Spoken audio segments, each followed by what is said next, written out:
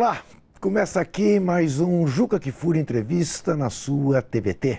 E hoje com o tapete vermelho e holofotes para a gente falar sobre o Oscar 2026, que vai ter a sua premiação no próximo domingo. No nosso programa de número 400, vamos conversar com dois especialistas. A jornalista Maria do Rosário Caetano e o também jornalista e crítico de cinema, eu diria, dos melhores e maiores do país, Luiz Zanin, com a colaboração preciosa de conteúdo do nosso produtor Alan dos Santos, que, entre outras coisas, conseguiu fazer pela primeira vez que o Juca Kfouri Entrevista tenha 4 blocos e não apenas os 3 de sempre. Dá a medida. Quer dizer, não é que ele não goste de política, não é que ele não goste de esporte, não é que ele não goste de outros aspectos da cultura, mas ele é absolutamente maluco por cinema. E eu vou conversar com outros 2 malucos por cinema. Mas eu tenho que começar perguntando para vocês dois. Há algum filme sobre o qual vocês não serão capazes de ter uma opinião? Bem, eu creio que nós vimos todos, né, Zanin? Todos os que estão em qualquer categoria dos finalistas nós vimos. Eu estou me lembrando da Glória Pires, né? Que não podia dar opinião sobre... Lembra disso? Claro. Então, é por isso... Quer dizer, posso falar de qualquer filme, pode, mesmo daqueles que eu não vi. Certo. Okay. O máximo de saia justa vai ser: não posso falar sobre esse filme. Não posso falar sobre esse filme. Tá muito bem. Então, vamos lá. Vamos lá. Tivemos o fenômeno do Ainda Estou Aqui no ano passado. Agora temos o Agente Secreto. Nós estamos ficando mal acostumados, né? Você diria, Rô, que o Agente Secreto tem tantas chances de ganhar como ganhou o Ainda Estou Aqui? Olha, é difícil prever. Quer dizer, ele tem mais indicações do que teve o Ainda Estou Aqui, não é? Mas tem um rival muito forte pela frente, que é o filme da Noruega, não é? Valor Sentimental, mas ele tem, felizmente, mais 3 categorias para disputar. O que eu acho que é fantástico, e você já disse, eu quero repetir, é que para uma cinematografia periférica como a nossa, não é? Se comparada à potência do cinema norte-americano, do cinema europeu e até do cinema asiático, nós termos, por 2 anos seguidos, a presença de um filme brasileiro, não só concorrendo a filme internacional, concorrendo a melhor filme. Quer dizer, o Brasil está entre os 10 melhores filmes do mundo, pelo critério, pelos crivos da Academia de Artes e Indústria Cinematográfica de Hollywood. Quer dizer, é uma coisa notável, não é? Eu não me lembro de uma cinematografia periférica como a nossa que tenha tido um desempenho em 2 anos seguidos e com 2 filmes muito poderosos, muito premiados, o do Walter Salles em Veneza, o do Kleber Mendonça em Cannes, não é? E no Globo de Ouro, não é? Então, o Walter também tinha ganho no Globo de Ouro. Quer dizer, é um momento muito forte para a cinematografia brasileira. Eu acho que o Brasil tem toda a razão de estar feliz e estar torcendo. E eu, com toda sinceridade, eu acho que ao menos um Oscar o Kleber traz. Você usou um termo que é absolutamente verdadeiro. O Brasil está torcendo. Zanin, para quem não sabe, é um torcedor santista de 4 costados, da velha guarda, portanto, ele é aquele torcedor santista que foi mal acostumado. Bicampeão mundial, melhor time de todos os tempos, tudo isso. A gente viveu ano passado e periga de viver outra vez um clima de Copa do Mundo na noite do Oscar. Isso faz sentido? Quer dizer, como é que você olha para isso? Uma disputa de um lado da cultura universal, que é o cinema, sendo tratado no Brasil mais ou menos como se fosse futebol. Isso faz sentido para você? Olha, Juca passou a fazer a partir do ano passado. Até cunharam uma expressão que eu acho que não está dicionarizada, que foi assim, a futebolização do Oscar. Porque foi isso mesmo, né? Inclusive com alguns maus hábitos das torcidas. As torcidas têm toda a qualidade, aquele entusiasmo, aquela energia, é o que faz o futebol diferente e tal, mas tem alguns hábitos que a gente chamaria de condenáveis, né? Que é o excesso de rivalidade, uma certa agressividade com o oponente, que não deveria, quer dizer, não deveria acontecer, mas acontece não apenas no Brasil. O futebol enseja essas paixões, e essas paixões elas foram despertadas já no Oscar anterior, né, em que alguns rivais foram hostilizados nas redes sociais, e parece que está acontecendo agora, né, de novo. Eu acho, assim, como crítico de cinema, eu acho que apesar de todos esses incômodos que um certo, digamos assim, fanatismo possa trazer, eu acho uma coisa muito positiva, porque vai contra uma certa tendência muito ruim da recepção do cinema brasileiro no Brasil, que é uma recepção sempre problemática. Existe uma parcela grande da população que acha que o cinema brasileiro não presta, que só tem sexo, no pior sentido do termo, né? Ou que é mal feito, que é inferior aos outros. Aquilo que o nosso querido Nelson Rodrigues chamava de complexo de vira-lata, ele se aplica muito ao cinema também. E, de repente, surgem alguns filmes pelos quais a maioria da torcida, eu já estou empregando o termo, se engaja. Né? Então, eu acho isso, de certa forma, benéfico para o cinema brasileiro como um todo, que essa parcela da população que não procura o cinema brasileiro, que pelo contrário foge dele, né? Por exemplo, você chega, é muito comum você chegar à bilheteria de um cinema e você pedir, e o bilheteiro que está vendendo bilhete já te advertir, fala, é nacional, é nacional, hein? Depois não venha reclamar, não venha pedir o dinheiro do ingresso de volta. Mas então é muito benéfico essa parcela da população que existe, tenha se interessado e se engaje por esses filmes e esteja torcendo e vai ver esses filmes. Ainda Estou Aqui foi um imenso sucesso de público, além de toda a premiação internacional, ele foi um imenso sucesso de público internamente, fez, que é melhor que eu que de números, fez 6 milhões e quanto? 5 milhões, quase 5 milhões e 900. É uma enormidade, num tempo em que o cinema de sala, ele tem que dividir as suas atenções com o streaming. Né? E o próprio Agente Secreto também, que fez um público inferior ao do filme do Walter Salles, mas é um público muito expressivo que já está na casa dos 2,5 milhões.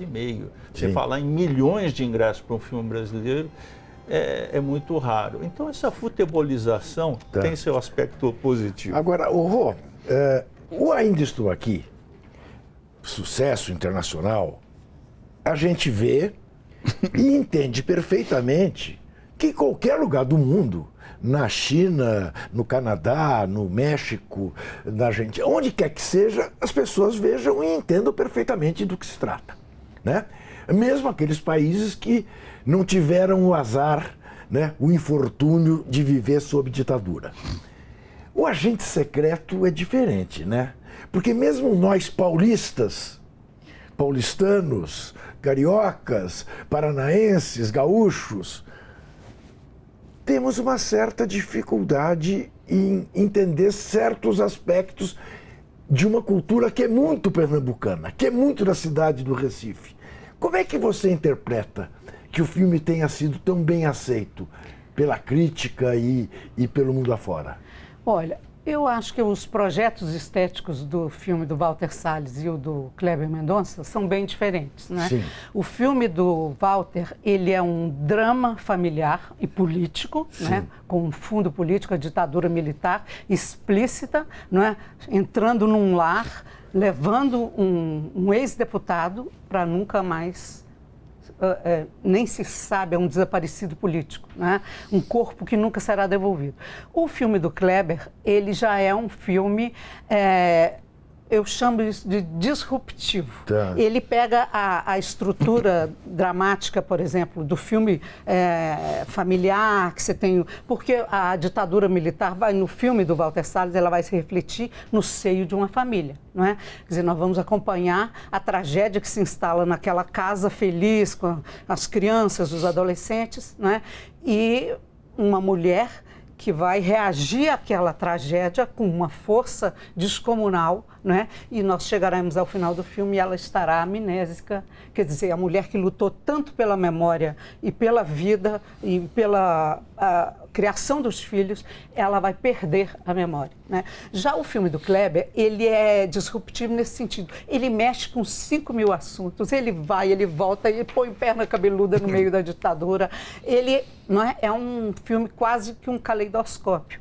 E tem não só para... Eu fico até hoje, Juca, intrigada como é que esse filme tem se comunicado, tanto ganhado prêmios internacionais. Ele tem tido um bom desempenho nos cinemas na Europa, até nos Estados Unidos, claro, com o tamanho de um filme latino-americano.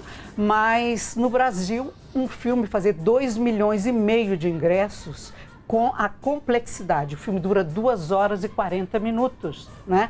Eu pensei que ele passaria de 1 milhão de espectadores, porque o Bacurau tinha chegado quase aí. Mas não, ele fez muito, muito mais do que isso. Ele é um filme que tem apaixonado as pessoas, tem causado muita polêmica, o que é muito bom. Os grandes filmes causam polêmica e controvérsia, não é? Muita gente questiona o filme pelo foco que ele dá à ditadura, que é quase que um pano de fundo, e os militares não aparecem. O Kleber não trabalha muito com um tema político explícito, não é? Ele aposta, ele investe em muitos caminhos. Há uma questão de pai e filho lá, o personagem, o protagonista, que é o Wagner Moura, ele tem um filho pequeno, ele quer reencontrar esse filho, estar com ele, né? Mas tudo é pulverizado, tem 1.000 assuntos, e ele rege essa complexidade de temas com a maestria e com a inventividade, que é encantador. O filme do Walter Salles também é um filme criativo, muito bem feito, muito mais profundo. Agora, ele é mais fácil de se compreender porque ele tem mais foco, não é? O filme do Kleber, ele é mais dispersivo tematicamente. Embora, para mim, ele consiga, nessas 2 horas e 40, reger uma sinfonia da perplexidade e um retrato muito controverso do Brasil, não é? Da ditadura e dos dias de hoje também. Não quero me meter a entendido que não sou. Só apenas gosto e muito de cinema. Mas se eu disser que o Kleber Mendonça é tão metafórico como o Glauber Rocha, mas menos difícil de ser entendido, eu estou muito longe da verdade, não? Olha, o cinema do Kleber é sim mais metafórico, mais complexo, né, de narrativa do que o filme que eu ainda estou aqui, do Walter Salles, né? O Walter, ele nunca escondeu Mas isso. eu falei do Glauber. Sim, Sim. Aí para chegar ao Glauber. O cinema do Walter é mais narrativo, sim, bem mais fácil de Sem se compreender dúvida, que qualquer dona de casa. Por isso que ele chegou a quase 6 milhões, não é? Quase 3 vezes mais do que o Kleber. Agora, o Glauber Rocha não é referência para o Kleber. Tá. O Kleber, o grande diálogo dele é com o cinema norte-americano dos anos 70, não é? É daquela geração da nova Hollywood, é com eles que ele dialoga e gosta. Mas, ao mesmo tempo, ele é apaixonado pelo Brasil como o Glauber era, não é? O Recife, a paixão dele pelo Recife é uma coisa espantosa. Ele ama cada cantinho da cidade, canto arquitetônico, a população, como ele ama a geografia humana do Recife, né? O Cine São Luís virou o grande cinema do Brasil, né? É o xodó. Todo mundo quer conhecer o Cine São Luís, tirar uma foto na frente do Cine São Luís. Eu acho que o Glauber é mais alegórico e mais delirante do que o Kleber. Você usou o adjetivo mais adequado do que o meu. É menos metafórico, é mais alegórico. É isso aí. Zanin, o Wagner Moura é candidato a melhor ator. Eu queria que você contasse para o nosso público quem são os concorrentes dele. Quer dizer, temos o Pelé, o Messi e o Maradona. O Pelé nós estamos puxando para a nossa brasa. É o Wagner Moura. Mas ele tem dois concorrentes brutais, né? Queria que você falasse um pouco como é que você vê a possibilidade de ele vir a ser escolhido. Olha, para continuar na tua comparação, eu diria o seguinte, né? Os concorrentes dele são bons, mas o Wagner é mais completo. É? Ele, por exemplo, ele chuta com as duas. Né? Chuta com as duas? Chuta com as duas, cabeceia dos dois lados, dribla para os dois lados, tem uma visão de jogo, de conjunto superior, Tá. né? Joga para o time, Tá. não é individualista, no mau Tá. sentido do termo, joga para o time e brilha quando tem que brilhar. Tá. No futebol eu conheci um que fazia isso. Né? Nas artes dramáticas, eu conheço vários, felizmente, que fazem isso. E o Wagner está numa dessas condições. Sei. Eu acho o trabalho dele nesse filme, a carreira dele, do Wagner, é brilhante. Aham. E acho que nesse filme ele atinge mesmo o apogeu da carreira dele, né? Pela diversidade, pela contenção, pela quase modéstia com que ele encara esse personagem que está na tela todo o tempo, com as nuances que ele coloca, sem se contar, e sem dar spoiler, se é que alguém a essa altura ainda não viu o filme, que ele faz mais de um papel. Sim. No filme. Sim. Né? Sim. Então, eu acho que, em termos de mérito, vamos dizer assim, afinal de contas, estamos falando de um prêmio que vai escolher um determinado concorrente com exclusão de todos os outros, né? Em termos do mérito, eu acho que ele seria o favorito. Agora, eu acho que ele tem concorrentes, assim, da pesada. Que Quais também são o Michael Jordan, Porque não é o do basquete. que não é o do basquete. Isso. Esse é o Michael B. Jordan, Isso. que também faz dois papéis no filme, Sim. dois irmãos gêmeos. Tá. Né? Eu não vi esse filme. Esse também, olha, é um filme também muito interessante, Tá. muito intenso, e ele está muito bem. Tá. Quem seriam os outros? O outro diz aqui o nosso Alan, Aqui, ó. o Timothy. Ah, pronto. Eu tô aqui com a minha colinha também. Olha aqui, então, olha aqui. O Leonardo DiCaprio, que está num filme fortíssimo, Tá. que é Uma Batalha Após a Outra. Tá. Também está muito bem. Tá. Também é um. Tá, esse eu vi. Tá muito bem. Tá muito bem mesmo. É um ator também que começou a carreira como o chamado rostinho bonito, né? Isso. Não, ele faz um papel extraordinário. Faz papéis extraordinários e arriscados. Isso, e o isso. papel dele aqui Não, é é arriscado. fantástico, é fantástico. Porque ele faz um papel que qualquer ator inferior, assim... Ia ficar falso, né? Porque ele, na verdade, é o seguinte, né? Ele é um guerrilheiro trapalhão. Trapalhão, bêbado e tal. Esquece a senha. Quer dizer, ele tá não dá para decorar a contrassenha de um ponto, né? Como se diz na nossa época. Exatamente. Então, ele consegue escapar, assim, ele beira o ridículo sem jamais cair nele. Né? E quem gosta mesmo de cinema e de caracterização tem que levar em conta e respeitar muito a atuação do Ethan Hawke nesse filme chamado Blue Moon, que é um filme estranho porque ele é passado num ambiente só, a vida de um compositor decadente, né? E que faz um retrospecto da sua vida num quase monólogo. Dentro de um bar. Dentro de um bar, né? Isso. Quer dizer, é uma coisa grandiosa, então tem muita gente apostando que ele seria o vencedor. E o Timothée Chalamet, na verdade, ele ganhou um filme para chamar de seu. Esse é o filme dele, que chama Marte Supreme. É o típico filme que você vê, não estou dizendo que seja um mau filme, mas você sente o seguinte: este filme foi feito para que o seu protagonista ganhasse o Oscar. Tá. Então ele faz interpreta um jogador de tênis de mesa, não podemos chamar de ping-pong, senão seria desrespeitoso, mas de tênis de mesa, né?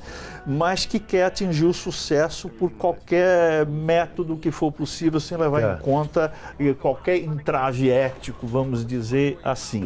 Né? E ele tem um desempenho muito bom, ele é muito bom ator. Né? Eu acho um pouco exagerada a maneira como o filme se centra apenas nele, nesse caso aí, como para destacar, eis aí, senhores da academia, o que é um ator de cinema, e nós queremos que ele seja eleito.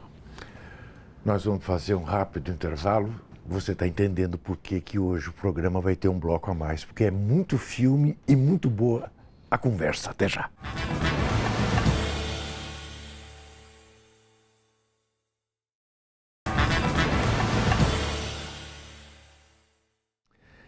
Voltamos hoje com uma dupla de especialistas para avaliar o Oscar 2026, a jornalista Maria do Rosário Caetano Arro e o também jornalista e crítico de cinema Luiz Anin.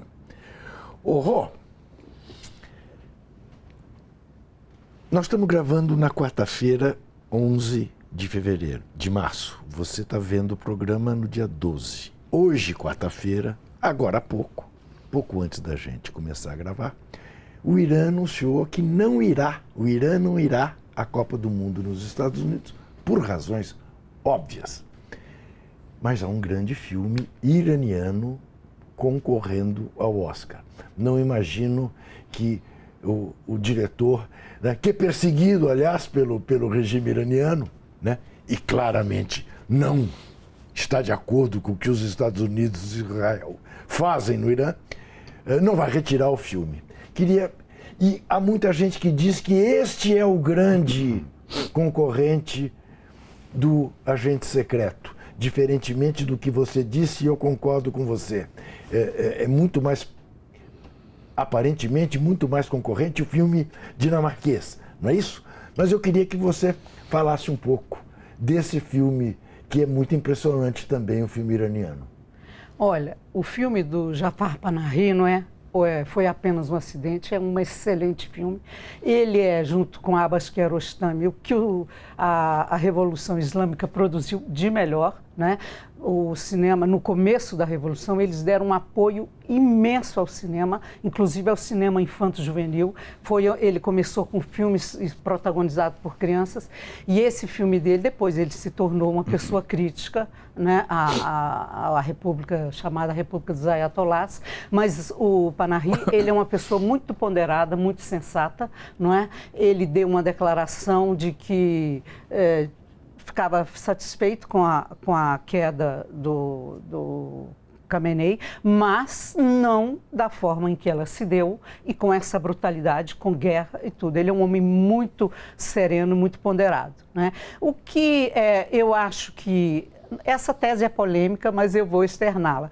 O que eu acho errado é um filme com atores iranianos, diretor iraniano, história 100% iraniana, não é técnicos iranianos, concorrer pela França. Sabe, Juca, você que é do futebol sabe disso. Quando uma república, um país está com algum problema, ele concorre sob a bandeira da ONU, uma bandeira neutra, não é? Porque os artistas não podem pagar por questões políticas com essa gravidade, nem os atletas. Como é que você vai impedir um atleta de alta eficiência que treina, que dedica a vida dele, ser impedido de competir porque nações estão brigando e tal? Então, eu acho que isso, de uma certa forma, desgastou um pouco foi apenas um acidente, embora eu diga com todas as letras, é um filme de altíssima qualidade. Mas eu acho que ele foi perdendo espaço. E eu dou um exemplo concreto. A França tem o seu Oscar interno, que é o Prêmio César, e ele, como produção francesa, ele podia concorrer a tantas categorias que ele quisesse, porque ele é um filme do dinheiro francês. Foi a França que produziu o filme. E os franceses deram uma gelada imensa nele. Indicaram ele para 2 prêmios apenas. Ele podia ter sido indicado em 10, 12, 14 categorias. Então, a própria categoria cinematográfica francesa não ficou feliz com essa bandeira. Mas por xenofobia, não? Um pouquinho também, não é? Mas, ao mesmo tempo, é uma certa distância daquela história. Porque aquela história é tão iraniana, não é? A história daquele homem que teve um problema e que acha que está sendo perseguido por alguém que tinha um torturador, uma perna mecânica, e ele ouve aquele barulho, não é? E pensa, será que encontramos a pessoa e tal? E vai juntar os amigos dele, os colegas de infortúnio e tal. Mas é uma história profundamente bem elaborada, complexa, mas ele está perdendo prêmios em todas as categorias. No BAFTA ele perdeu. Né? Agora, claro que a guerra foi na semana da votação. Pode ser que isso tenha influenciado. Ninguém pode ver o Oscar como uma matemática. Os favoritos são... O Oscar já deu cada virada assim que a gente nem acredita. Não é? Foram muitas, né, Zani? Muitas favoritos que perderam. Parasita ganhar, por exemplo. Pois é. Quem que podia adivinhar aquilo? Um filme coreano. Sim, brilhante. O melhor filme, a categoria principal. Né? Sim. Eu não conheço nenhum crítico que tivesse apostado naquilo. Não. Já se achava uma excentricidade, ele está lá disputando. Agora, ganhar. E por retratar uma realidade que eu, por exemplo, não imaginava que existisse na Coreia, né, de tal miséria. Né? Agora, Zanin, isso que a Rô está dizendo é muito significativo. Quer dizer, veja, deixa eu tentar. Eu confesso para você que eu fui vendo o Foi Apenas um Acidente. Eu não gosto de situações nem de cinema, nem de teatro, né, em que tudo vai dando errado, vai me irritando um pouco. É uma coisa, vai me deixando angustiado, ansioso. Então, eu te confesso que durante boa parte do filme eu não gostei do filme. Só que aquele diálogo final entre ele e o pretenso, não vamos dar spoiler aqui, torturador, é das coisas mais fortes que eu já vi no cinema. E saí muito impactado com aquilo. Aí, como crítico de futebol, que invariavelmente erra nos seus prognósticos, só acerta quando é Corinthians e Santos, porque aí não tem erro, dá Corinthians e não se fala mais nisso, eu te pergunto, tem entre vocês, críticos de cinema, também uma espécie de um bolão e uma certa torcida para que ganhe aquele que, na minha opinião, devia ganhar e não aquele necessariamente do meu país ou coisa que valha? Tem, Juca. Hoje eu trabalho em casa. Sim. Mas eu trabalhei Sim. mais de 30 anos dentro de uma redação de jornal e invariavelmente se fazia o bolão do Oscar. Se fazia. E trabalhávamos Luiz Carlos Merten e eu. Dividíamos o trabalho de crítica de cinema, reportagem de cinema e tudo mais. Mais as colunas do Sérgio Augusto, que entrava por aí. E era uma vergonha os bolões, porque invariavelmente as outras pessoas acertavam mais do que a gente. Isso. Então nós chegávamos à segunda-feira deprimidos, não por não ganhar o prêmio, por sermos expostos ao ridículo. Eles fizeram menos ponto que o contínuo, que não sei o que, não sei o que. Então, existe uma imprevisibilidade muito grande. Para você ter uma ideia, a gente fica pontificando aqui sobre votos de uma comunidade de cerca de 10 mil votantes. Tem muita cidade que não tem essa população. Sim. Né? Todos veem todos os filmes? Esse é um segredo, assim, ninguém sabe. Teoricamente deveria ver, embora haja votos setoriais. Né? Mas, por exemplo, filme internacional, todos teriam que ver. Né? Mas você não sabe se vem. Eles não existe uma fiscalização que vá. Mas é uma comunidade muito grande que tem se internacionalizado. Ela era muito mais centrada, muito mais estadunidense até uma certa época. Hoje em dia eles têm aberto muito isso, porque eles não são bobos, sabe que o prêmio estava sendo esvaziado nos últimos tempos. Então, tem muito mais hoje votantes de outros países do que havia há alguns anos atrás. Então, tudo isso torna o filme, torna o resultado do Oscar bastante bastante mais imponderável do que ele já foi. Agora, como você estava falando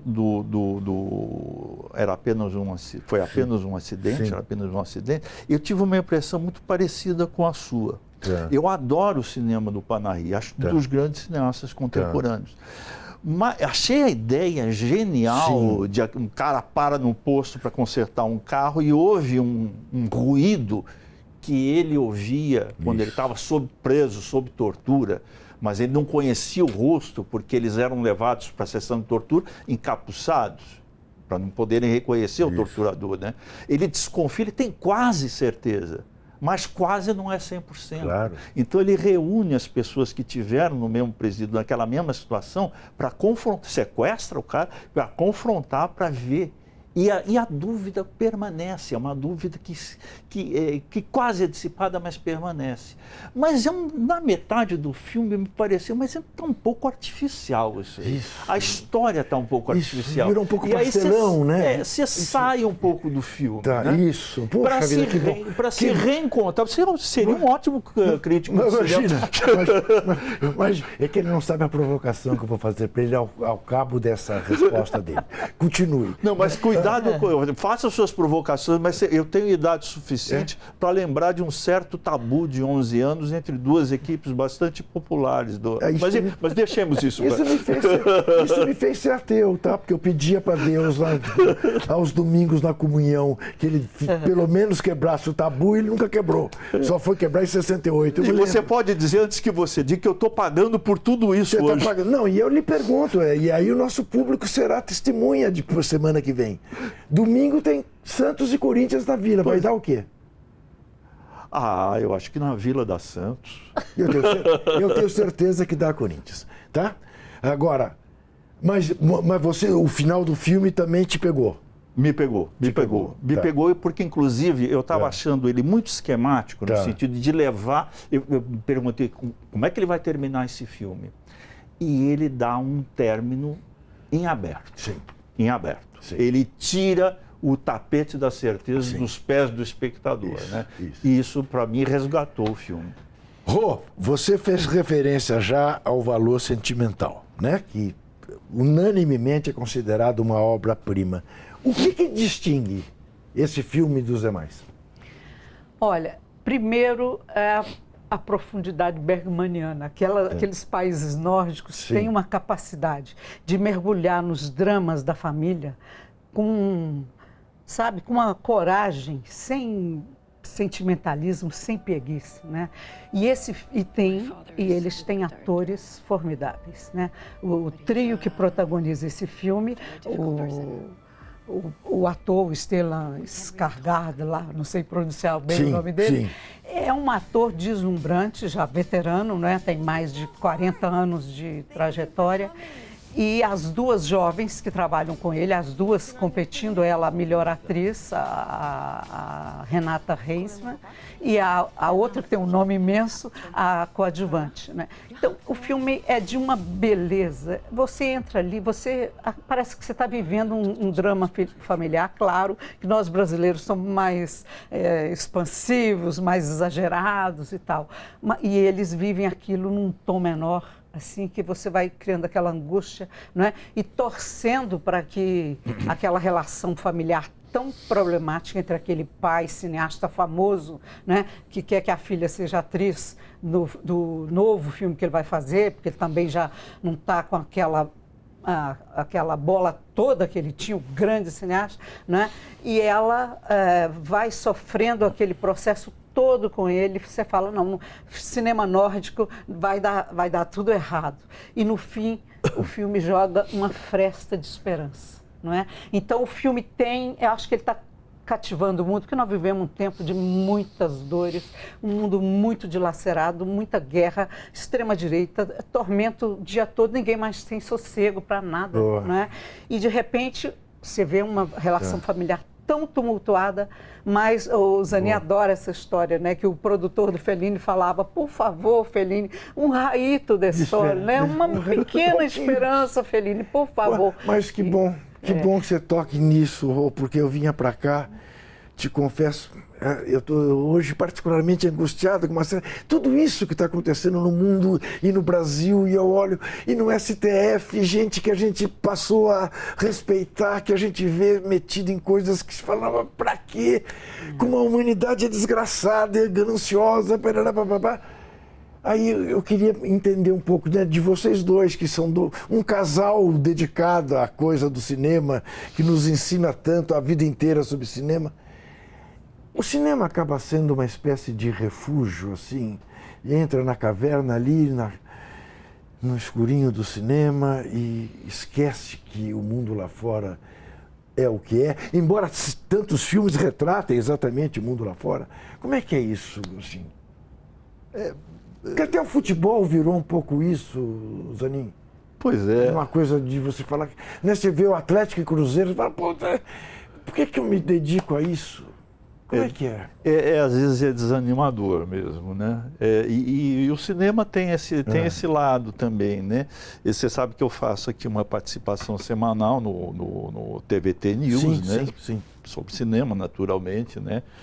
Dicas de cinema, né? E a nossa querida Thalita costuma dizer, eu encerro a semana, eu sou a última, assim, às vezes semanas cada vez mais sofridas, uma mais sofrida que a outra, né? E a Thalita, agora nós temos um momento de cinema, um oásis. E aí eu tenho para indicar filmes que são um documentário sobre o genocídio na faixa de Gaza, sobre guerra, sobre tudo, porque o cinema tem um lado também que é o do registro da realidade, né? Um lado crítico do cinema, sem o qual ele não vive. Então ele não é apenas escapismo, ele pode ser, né? Ele não é apenas romantismo. Por exemplo, o filme que vocês comentaram há pouco, O Valor Sentimental, ele não é em nada um filme escapista, mas ele é um filme que te faz um bem danado, de dizer, bom, certo, com todos os conflitos, a espécie humana ainda é capaz de nos entregar alguma coisa que vai assim despertar a nossa sensibilidade, às vezes tão adormecida pela dureza da vida, da conjuntura que nos foi dada viver, né? Então o cinema é múltiplo. O cinema espelha a sua realidade, às vezes o cinema inventa realidades, inventa um mundo, não como o mundo é, mas como ele deveria ser, né? E tudo isso faz parte do cinema, a simplicidade, às vezes a simplicidade de um filme. Assisti um filme outro dia, como é que é o nome daquele filme brasileiro com a Rosa Maria Murtinho? Das Amoras, Tempo das Amoras, que é um filme de uma simplicidade. Eu no meio do filme, eu falei, mas como é possível, num mundo maluco como esse que a gente está vivendo, né, sendo governado por um psicopata, né? E como é que é possível você ter um filme tão ingênuo, tão puro, assim, e o cinema capaz de fazer isso, né? Então essa multiplicidade do cinema, esse foco múltiplo que o cinema tem sobre a realidade, né? Eu acho que é o que define o cinema. Se o cinema deve ser isso, deve ser aquilo, eu não acredito nessas coisas assim, nessas posturas prospectivas. O cinema só pode ser crítico. O cinema só pode ser político. Ou o contrário, o cinema político não presta. Tem que ser entretenimento e tem que ser entretenimento, porque a vida já é dura demais, eu vou no cinema para me divertir. Eu acho que o cinema abarca o universo da experiência humana. Isso faz todo sentido, quer dizer, mas deste filme especificamente, eu não vi O Valor Sentimental. Aliás, já só está em salas ainda, né? Não sei se ele está em... Não, já está no stream. Todos os 10 principais estão no stream. Está me dizendo aqui a Isa Chedi que está no MUBI. Legal, vou ver. De alguma maneira, a demonstração de que a raça humana não é um projeto que necessariamente tenha dado errado. A gente ainda pode ter esperança. A gente volta para o terceiro bloco. Até já.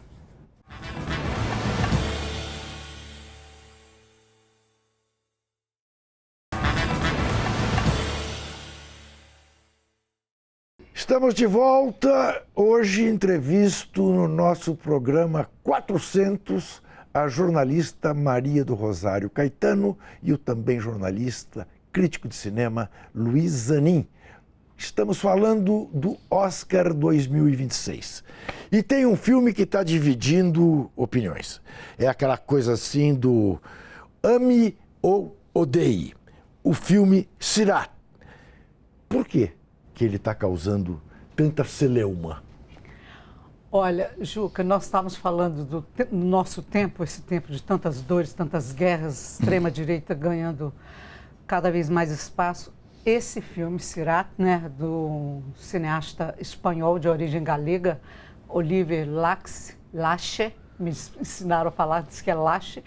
Esse filme é um pesadelo. Ele, de todos os 30, 40 filmes que estão disputando o Oscar, ele é o mais apavorante de todos, porque é isso, ou ama ou odeia, né? Nós, Zanin e eu, assistimos esse filme na abertura da Mostra Internacional de Cinema de São Paulo, na Sala São Paulo, que tem uma acústica primorosa. E o som desse filme, tanto é que as 3 diretoras de som do filme, são as Lasticas do Lache, elas estão disputando essa categoria no Oscar e ganharam o Goya, que é o Oscar espanhol. Esse filme tem um trabalho sonoro, assim, arrebatador, né?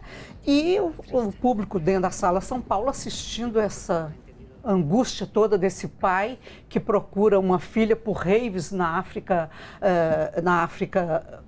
árabe, né, no Magrebe, e procura essa filha com umas pessoas também muito sofridas, alguns com sem a perna, pessoas assim que estão uma fase de muita desilusão com o mundo e tudo, e saem por aquelas raves, né? E esse pai vai com uma criança, o filho menor dele, procurar essa filha perdida, né? E aqui acontece uma coisa, não vou dar spoiler, as pessoas detestam que se dê, mas acontece uma coisa numa determinada hora do filme que uma parcela do público da Sala São Paulo saiu, não aguentou. É algo muito, muito forte, não é? Para qualquer sensibilidade mais à flor da pele. Agora, esse filme, ele é um retrato, eu sou do time que ama o filme.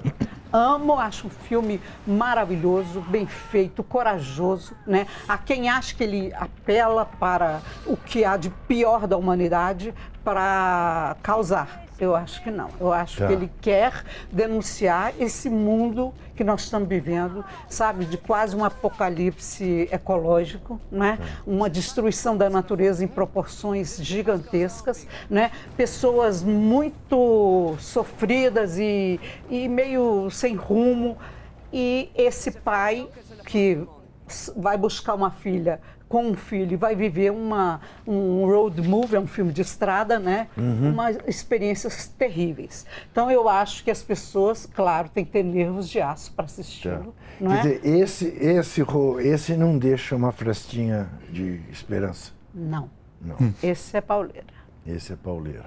Por isso que é ame-o ou deixe-o. Tá. Então, Luiz Zanin, deixa eu falar uma coisa para vocês. Em toda a minha vida, eu vou muito ao cinema. Em toda a minha vida teve um filme que eu tive 6 vezes a vontade de levantar e sair. Que é o filme que conta A Noite de 12 Anos. É o filme que conta a história do Mujica, vivendo 12 anos nos calabouços do Uruguai durante a ditadura.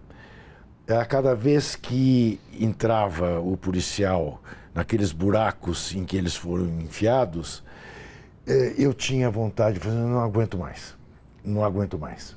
Eu não sei se porque de alguma maneira me voltava o doicode, eu não sei. Eu sei que eu não, entendeu?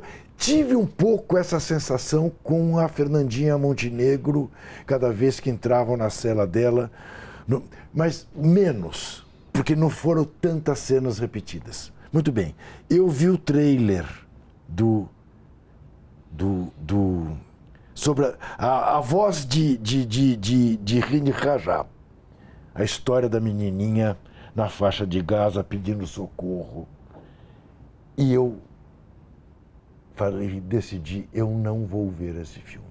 Este filme eu não aguento. com a voz dela, ela pedindo socorro, os socorristas tentando chegar. Esse eu não consigo ver. Me fala desse filme. É um filme que...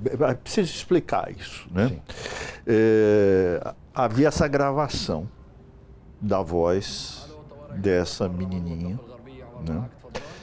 Cujo carro, ela estava num carro com familiares, com tios e primos. Esse carro foi metralhado pelo exército israelense, né? E essa menina foi a única sobrevivente a esse ataque. Ela ficou dentro do carro, presa dentro do carro, rodeada de cadáveres da família dela, pessoas mortas, né?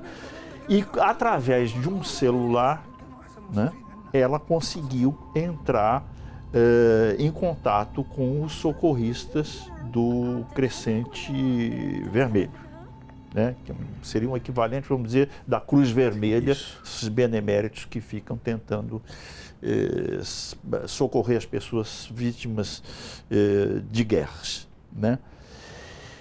Essa diretora do filme, que é a Kauter Ben-Hani, que é da Tunísia, ela é tunisiana, né? Ela faz o seguinte: ela pega a voz dessa criança, que é uma voz real, é da criança mesmo, que foi gravada nas comunicações, ela pedindo socorro, e através disso faz uma encenação da equipe de socorristas do Crescente, com atores e atrizes profissionais, né? E nos joga a nós, espectadores, dentro, não seria nem desse drama, dessa tragédia humana, né? De uma forma realística que é realmente muito difícil de suportar. E você sabe, Juca, que esse filme também foi alvo de uma polêmica muito grande. Primeiro porque ele concorreu no Festival de Veneza, que é um dos 3 maiores festivais de cinema do mundo, e comoveu a plateia, assim, de uma maneira grandiosa, né? E era dado como o vencedor daquele festival, né? E o prêmio principal foi dado para outro filme, foi um filme para o norte-americano Jim Jarmusch, um filme ótimo, eu gosto muito do filme dele, mas que não tem nem de perto o impacto desse filme, né? Desse filme, que é lançado nesse momento em que essa tragédia humanista, né, está se desenrolando, ela está em curso, né? Isso aí está acontecendo, né? Agora, teve gente que disse que a utilização da voz real da criança naquela encenação não seria uma coisa ética. É apelativo? Seria apelativo, seria uma coisa assim que tentaria comover as pessoas, mas não tinha um senso crítico, não jogava o espectador no contexto daquela situação, de por que estava acontecendo. A diretora, a Kauter, na minha opinião, ela deu uma resposta, numa entrevista ela deu uma resposta muito boa, que me convenceu muito bem da validade desse procedimento dela. Ela falou: então essas pessoas que estão condenando eticamente o uso da voz, preferiam que essa voz fosse silenciada?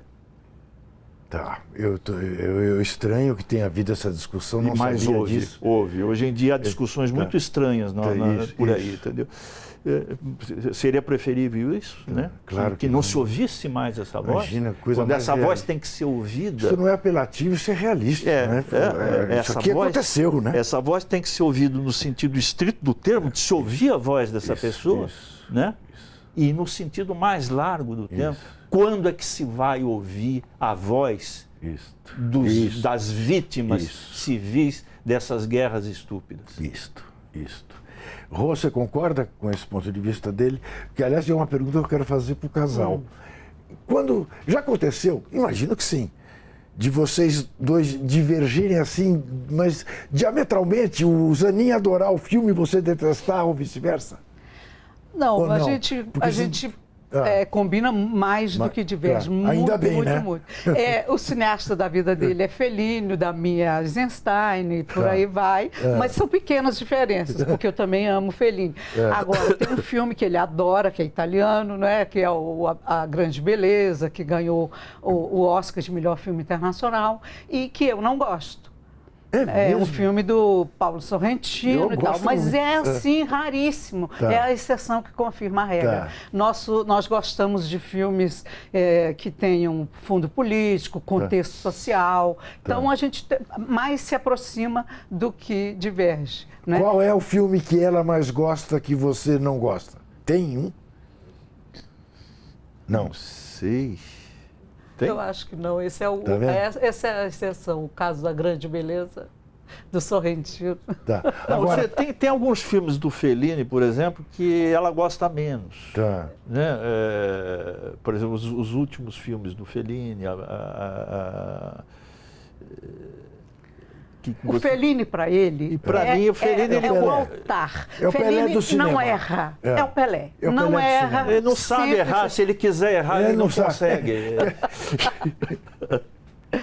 Quer bater o pênalti para fora, faz o gol. Mas é lógico que tem momentos maiores, assim, né? Claro. E que, sem dúvida nenhuma, são 8,5 e a Dolce Vita, que também são os meus favoritos. Tal. Mas a gente mais converge do que diverge. Vocês estão casados há quantos anos? Eu não me lembro de vocês sem serem casados. 33 anos. Não é pouco. E nos conhecemos num festival de cinema. É claro, é evidente.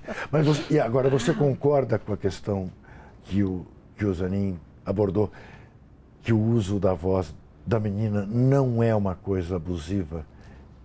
Tinha que ser? Concordo plenamente. De forma alguma, se ela excluísse essa voz, tendo essa voz gravada pelo o Crescente Vermelho, se ela excluísse isso, ela estava impedindo as pessoas de saberem, com a força real que a gente fica sabendo, que isso aconteceu. Uma criança de 6 anos cercada de mortos e pedindo auxílio, pedindo ajuda, e até para a Brigada de Salvação sair em busca dela para salvá-la, tinha que ter autorização de Israel. Quer dizer, é uma coisa assim... Tinha que seguir é um negócio incrível, eles tinham que seguir um protocolo, né? De burocrático para que essa autorização se... Eu não quero dar spoiler, mas acho que no caso até vale. Sim, porque é um caso conhecido, né? São horas, até que uma ambulância fosse autorizada a se dirigir àquele local para socorrer a menina. E seria tarde. Sim, seria tarde. Confesso para vocês que esse episódio eu fico pensando o que seria dessa menina se ela tivesse sobrevivido, né?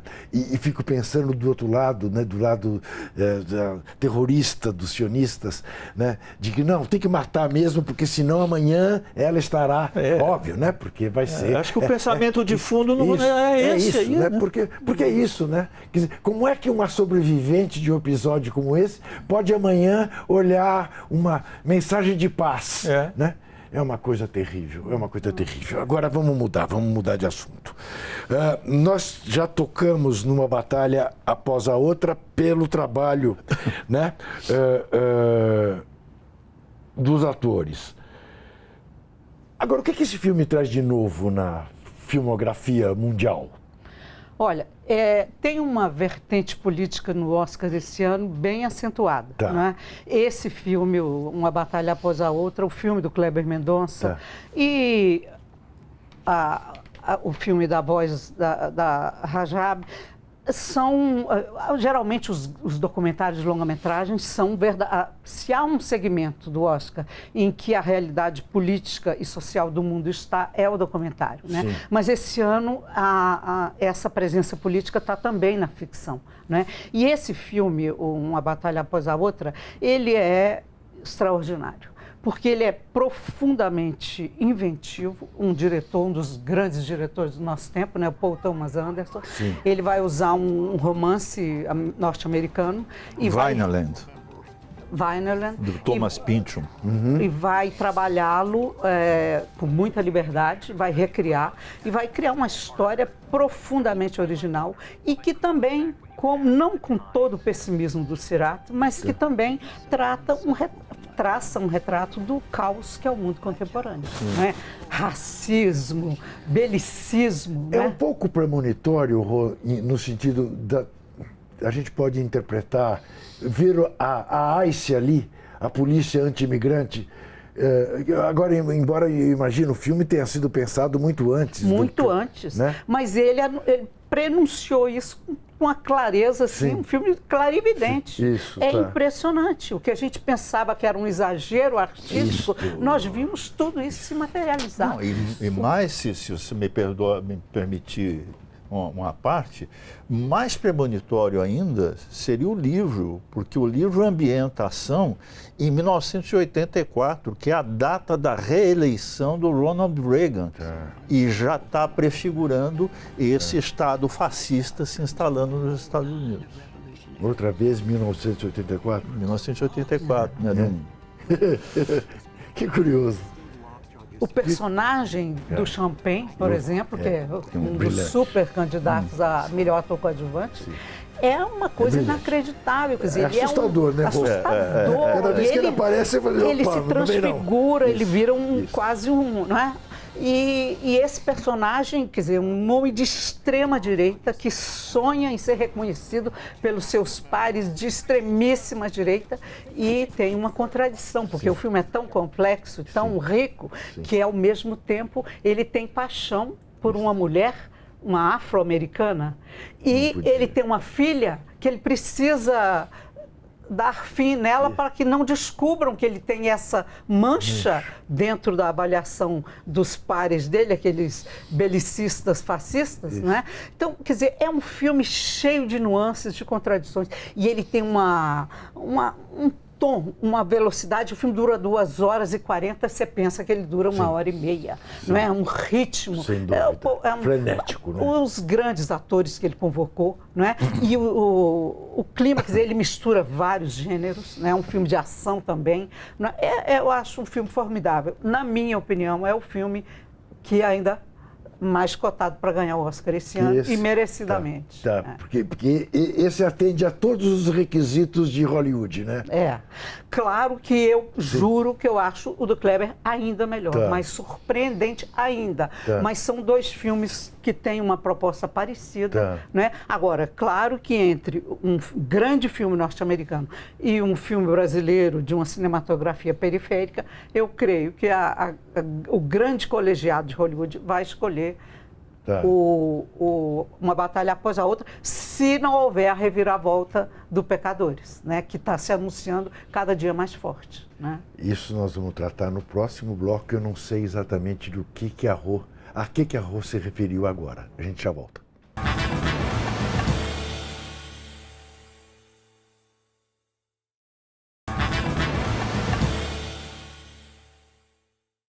Estamos de volta com este casal fabuloso, Maria do Rosário Caetano e Luiz Anin. 2 jornalistas, 2 críticos de cinema, 2 pessoas que entendem de cinema como poucas pessoas pelo mundo afora. Estamos falando do Oscar 2026. E a Rô fez referência a Os Pecadores, que pode ser uma surpresa. Me fale, eu não sei do que você está falando, honestamente. Como é? Eu não sou tão desinformado assim. O que são Os Pecadores?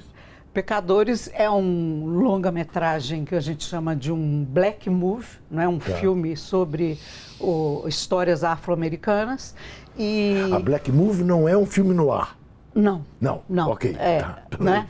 E esse filme conta a história de um jovem compositor negro no Mississippi que sonha em ser um grande músico de blues. Enquanto isso, chegam 2 gêmeos, né?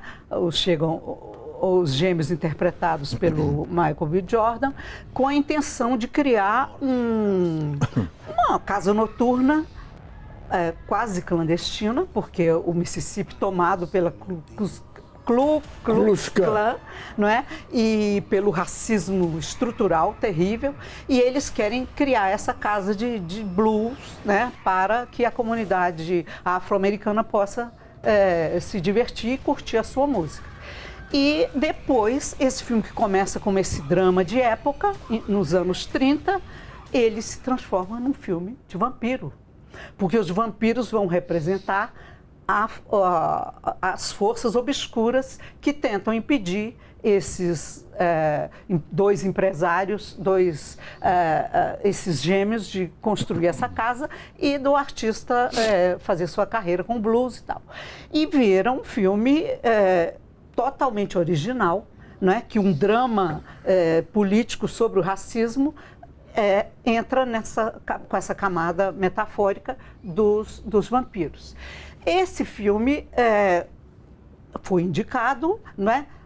Todo mundo falava dele, teve bom desempenho comercial nos Estados Unidos e no mundo e tudo, mas ninguém pensava, o grande favorito era Uma Batalha Após a Outra. E esse filme tem mais indicações, 16 indicações contra 13 de Uma Batalha Após a Outra. É o recorde de indicações. É o recorde da história do Oscar, não é? Havia 3 filmes que tinham chegado a 14. Ele chegou a 16.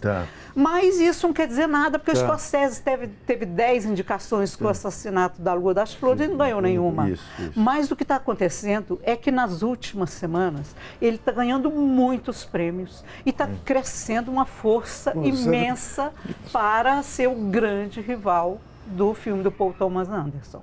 Eu ainda acho que vai ganhar Uma Batalha Após a Outra. Mas se houver uma reviravolta... Não chega a ser zebra com Os Pecadores. Não porque você se lembra que há alguns anos atrás o La La Land era o filme da hora. Sim.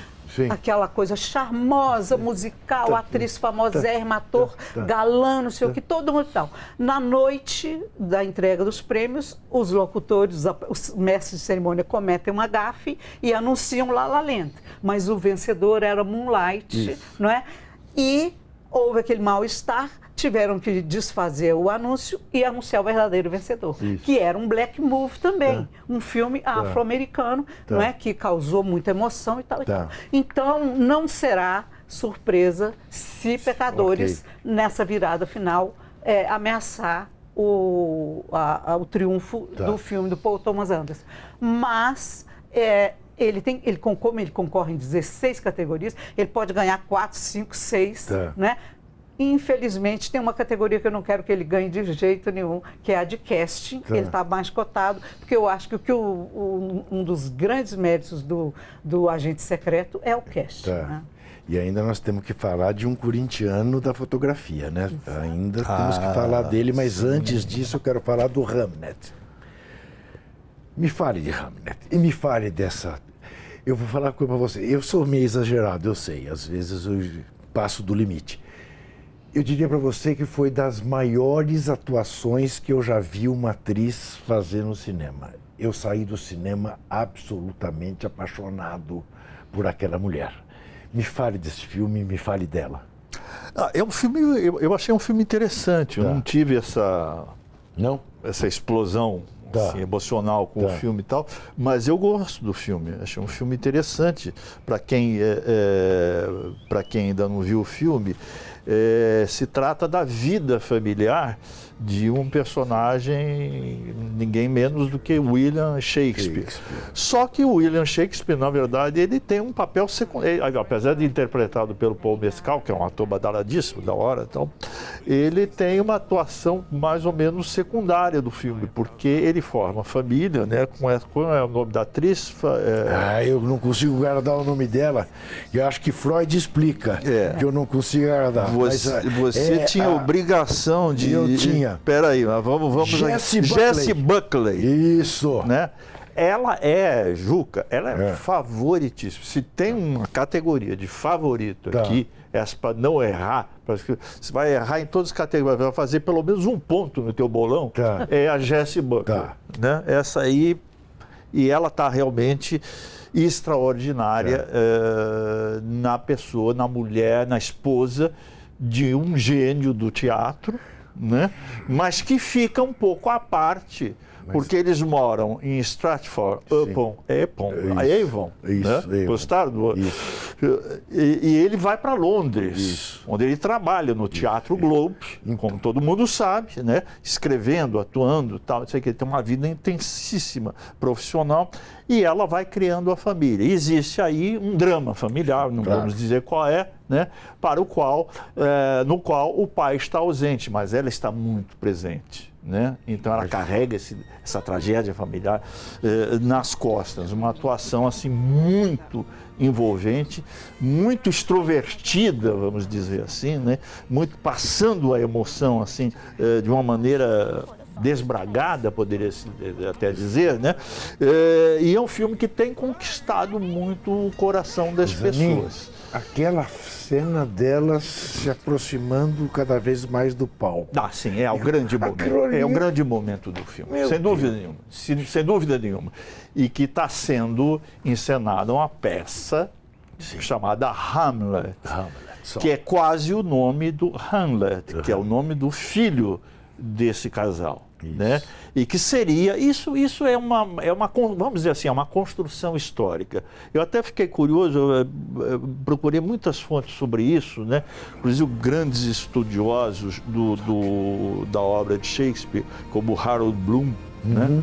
Que tem um livro maravilhoso de mais de 1000 páginas chamado Shakespeare, A Invenção do Humano.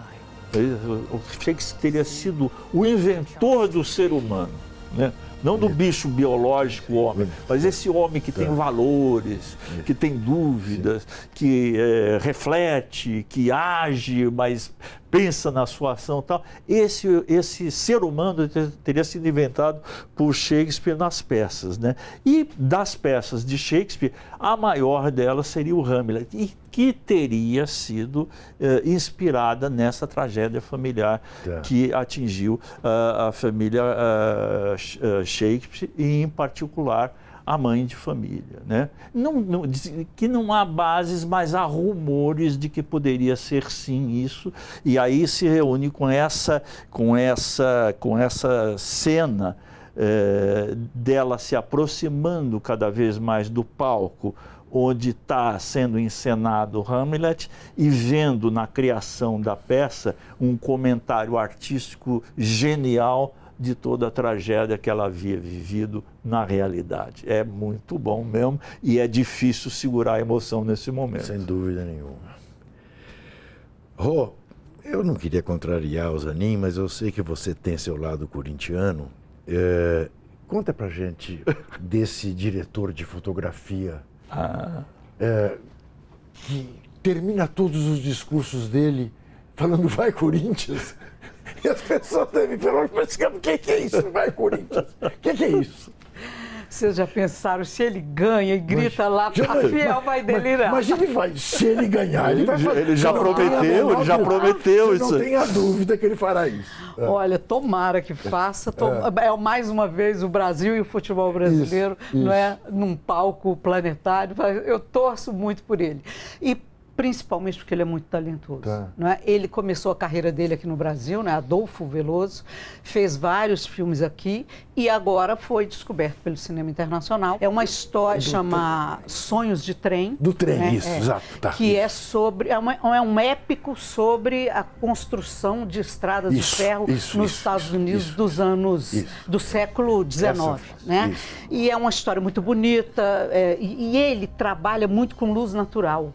Então, é uma fotografia assim, de uma beleza, de uma, olha, a gente está vendo aí na tela, é muito, muito bonito. Então, se ele for premiado, agora ele tem rivais imensos que trabalharam com filmes de orçamentos assim, de 120 milhões de dólares. O filme dele é um filme na faixa de 20 milhões, quer dizer, 1/5, 1/6 do custo dos outros. Mas olha, as cenas assim iluminadas por fogueiras, não é? E por luz natural, é um deslumbramento. Então, se ele gritar vai Corinthians lá, vai ser assim uma glória dupla ao talento dele e ao amor que ele tem pelo time. Agora eu quero saber de vocês dois o seguinte: olhando para o geral, fazendo um suco do que será essa edição do Oscar 2026, A gente pode dizer que, de alguma maneira, essa premiação revela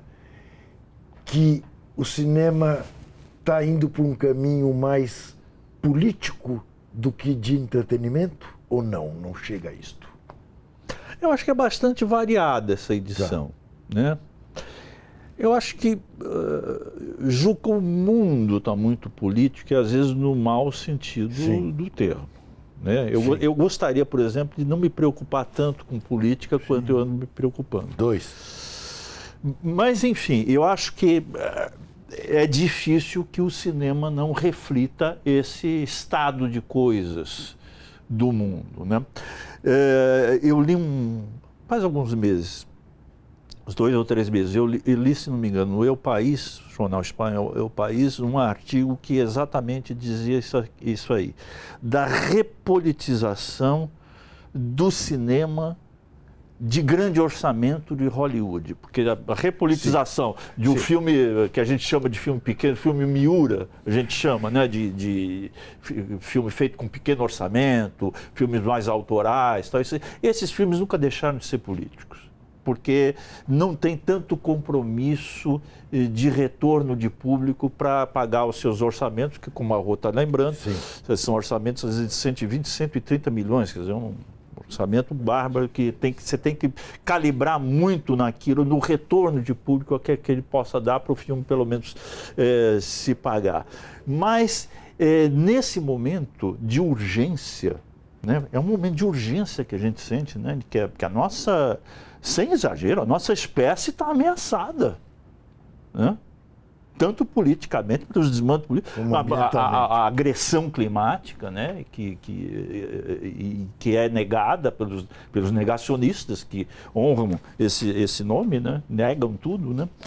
Então é difícil que o cinema não se comprometa com isso. E esse artigo ele citava 2 filmes, Uma Batalha Após a Outra e um filme chamado Eddington, de um cineasta chamado Ari Aster, que sequer está no Oscar, não tem nenhuma indicação. Mas é um filme profundamente político também, mostrando a distopia em que estava se transformando os Estados Unidos. Ele pega uma pequena cidade chamada Eddington, né, que é uma cidade pequena, de pequena população, e toma ela como um microcosmo da América, da gigante América, os Estados Unidos da América, né, e com sua presença no mundo, impondo sua presença no mundo de forma armada e de forma violenta, e como isso estava conduzindo ao caos. Ele citava esses 2 filmes, né? São 2 filmes caros, 2 filmes com elencos assim grandiosos, né?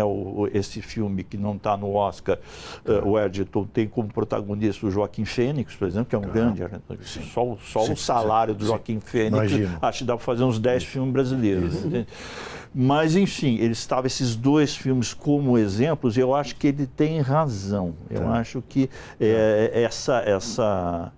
esse estado de coisas do mundo necessariamente é refletido no cinema, mesmo no cinema de grande orçamento. Você vê que é por aí também? Eu acho. Acho que o cinema, se você compara essa edição com edições anteriores, você não encontrava um filme como Uma Batalha Após a Outra, com esse mal-estar. Um filme, o Sirat vem de outros, né, vem de outros cantos do mundo, vem da Europa, da Espanha, né? Aliás, um dos poucos países que tiveram coragem por seu governo de se manifestar contra a invasão do Irã, não é?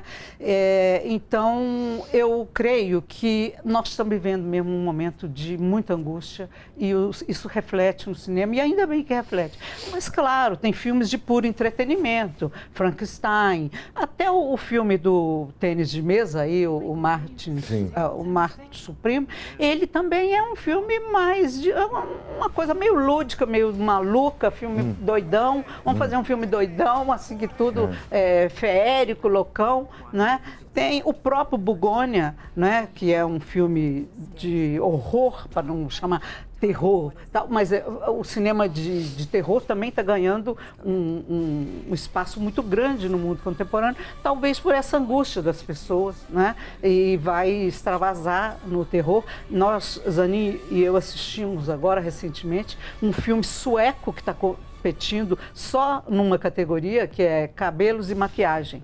Chama A Meia-Irmã Feia, um filme de terror que lembra um pouco o filme A Substância, com a Demi Moore, que causou sensação no ano passado, o terror feminista, né?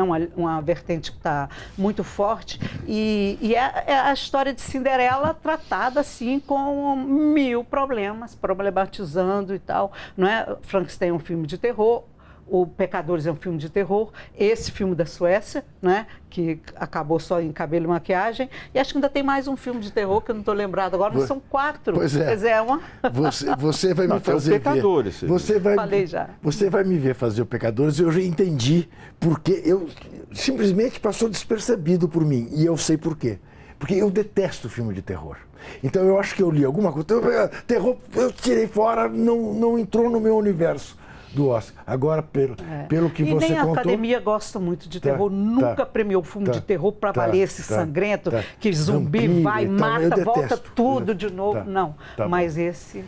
Eu detesto. Olha aqui, eu não sei nem como agradecer vocês dois, porque foi uma conversa deliciosa. Infelizmente, o nosso programa está chegando ao fim. Eu agradeço a você, telespectador, internauta. Lembro que tem Juca Kfouri Entrevista toda quinta-feira, 9h da noite, aqui na TVT de São Paulo, canal 44.1. E agora é possível também sintonizar a TVT na Parabólica Digital pelo canal 555 em todo o Brasil. Estamos também na TV da Bahia, na TVE da Bahia, na TV Quirimurê, que nos retransmite com alcance em toda a região metropolitana da capital baiana. E também na TV Maricá, do Rio de Janeiro. Na internet, você sabe, qualquer dia, qualquer hora, até a semana que vem. Lembrando, 2026 tem eleição. Vote bem, vote num democrata.